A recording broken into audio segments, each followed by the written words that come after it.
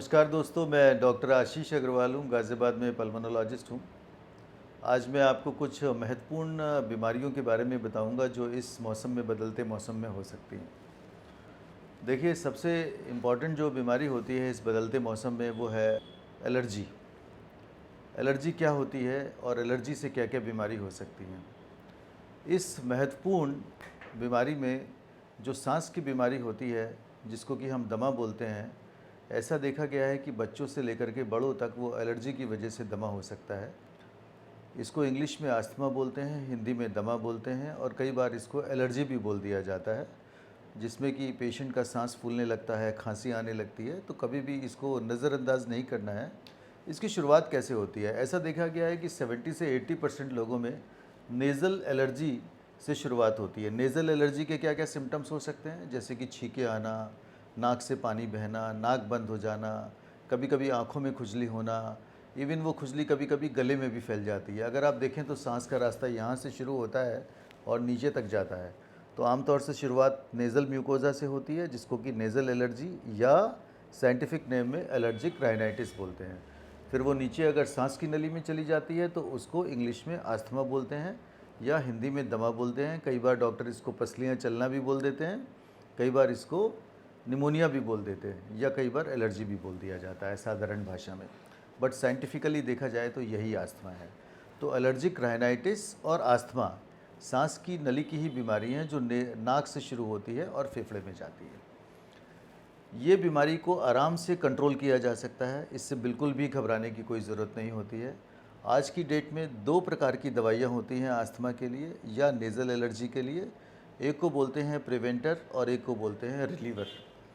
Preventer का मतलब होता है जो आपकी बीमारी को प्रिवेंट करता है और आगे तक बीमारी होने से बचाता है। और ऐसा देखा गया है और ऐसा होता भी है कि जो लोग प्रिवेंटर का इस्तेमाल रोज़ करते हैं उनमें ये बीमारी धीरे धीरे कम हो जाती है या कई बार पूरी तरीके से कंट्रोल में भी आ जाती है और पेशेंट की दवाइयाँ तक बहुत ही ना के बराबर हो जाती है या कई बार बंद भी हो जाती हैं। दूसरी दवाई होती है रिलीवर। रिलीवर का मतलब होता है जो आपको तुरंत आराम देता है।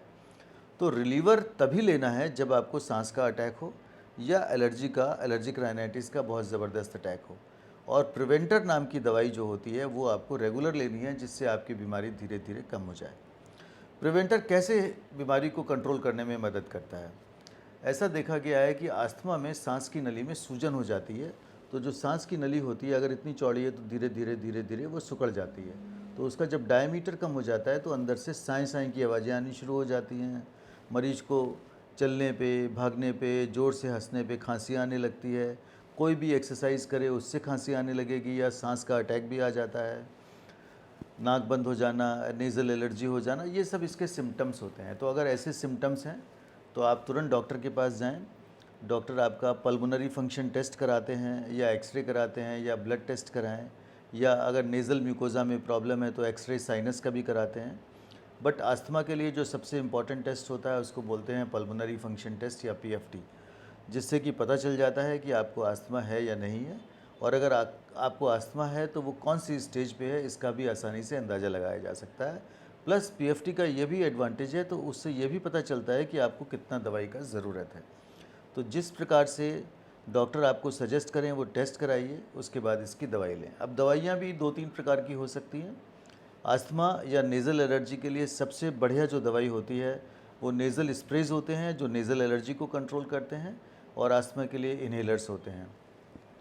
जितनी भी पूरे वर्ल्ड में स्टडीज़ हुई हैं आज तक की डेट में, वो सब ये कहती हैं कि इन्हेलर से अच्छी कोई दवाई नहीं है अस्थमा पेशेंट के लिए। तो मेरी आप लोगों से यही विनती है कि आप अगर इन्हेलर ले रहे हैं या आपको अस्थमा है तो अपने डॉक्टर से कांटेक्ट करें। इन्हेलर की ज़रूरत है तो ज़रूर लें। उसके बारे में बहुत सारी भ्रांतियाँ होती हैं समाज में कि इन्हेलर की आदत पड़ जाती है या लास्ट स्टेज पे लेना चाहिए या ये आखिरी दवाई है, ये सब गलत बातें हैं। इन्हेलर से अच्छी कोई भी दवाई नहीं है। इन्हेलर की कभी आदत नहीं पड़ती। सबसे बड़ा फ़ायदा इन्हेलर का ये होता है ये कभी भी नुकसान नहीं करता। इन्हेलर में दवाई की जो डोज़ होती है वो माइक्रोग्राम्स में होती है, जबकि गोलियों में मिलीग्राम या इंजेक्शन में ग्राम्स में होती है। माइक्रोग्राम जो होता है मिलीग्राम का 1/6 हिस्सा होता है। इसलिए इन्हेलर जब आप लेते हैं तो दवाई की मात्रा आपके अंदर बहुत कम जाती है, प्लस जब आप इन्हेलर लेते हैं तो सांस की नली से सीधे अंदर जाता है, जिससे कि पेशेंट को तुरंत आराम मिलता है। जब आप गोली खाते हैं तो वो ब्लड में जाती है, ब्लड आपके पूरे शरीर में चलता है, जहाँ ज़रूरत है वहाँ भी दवाई जाती है और जहाँ ज़रूरत नहीं है वहाँ भी जाती है। इसलिए गोलियों के इंजेक्शंस के साइड इफ़ेक्ट होते हैं। इसलिए कोशिश करें कि अपना इन्हेलर नियमित रूप से लें, क्योंकि उसके साइड इफ़ेक्ट भी नहीं है, तुरंत आराम है और उसकी कोई आदत नहीं पड़ती है। डॉक्टर अपने आप समय समय पे इन्हेलर की डोज़ को एडजस्ट करते हैं, कम या ज़्यादा करते हैं। वो पीएफटी या पल्मोनरी फंक्शन टेस्ट के आधार पे होता है, या डॉक्टर के क्लिनिकल एक्सपीरियंस से भी हो सकता है, या आपको डॉक्टर सजेस्ट करते हैं। अस्थमा के पेशेंट को हमेशा अपना फ्लू वैक्सीनेशन या इन्फ्लुएंज़ा वैक्सीनेशन करा लेना चाहिए। दूसरा एक न्यूमोकोकल वैक्सीनेशन होता है। ये एक एडल्ट वैक्सीनेशन प्रोग्राम है जिसको कि फॉलो करना चाहिए। अस्थमा या और क्रॉनिक बीमारियां हैं जैसे कि डायबिटीज़, किडनी फेलियर या सीओपीडी, उन सब में इन सब चीज़ों की ज़रूरत होती है। अपना खान पान बहुत अच्छा रखें। ऐसा नहीं है कि अस्थमा का पेशेंट एक्सरसाइज नहीं कर सकता या कोल्ड ड्रिंक नहीं पी सकता या और चीज़ें नहीं खा सकता, वो सब कुछ कर सकता है, बशर्ते कि वो अपनी दवाइयाँ नियमित रूप से नियमित प्रकार से लें और डॉक्टर के रेगुलर कंसल्टेशन में रहें।